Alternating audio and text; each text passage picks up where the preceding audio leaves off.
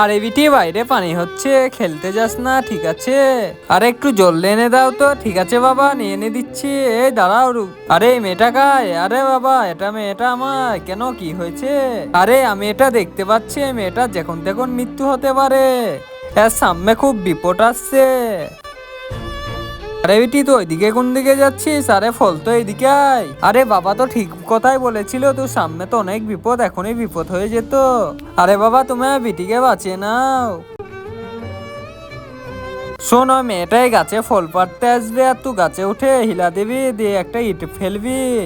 আজকে দেখবো শয়তানকে হারিয়ে কে কে আল্লাহকে ভালোবাসে। আল্লাহকে ভালোবেসে থাকলে একটা লাইক, চ্যানেলটা সাবস্ক্রাইব করে দাও। তোমরা যদি শয়তানকে ভালোবেসে থাকো তাহলে কিছু করার দরকার নাই, কমেন্টে আল্লাহ লিখে দিয়ে ওই মেয়েটা মনে করবে আমি সত্যি সাধু বাবা, দিয়ে আমার কাছে আসবে। আরে বিটি, তুই চিন্তা করিস না, আমি এখনই ঠিক করে দিচ্ছি। আরে এনে একটা স্প্রে মেরে দিই।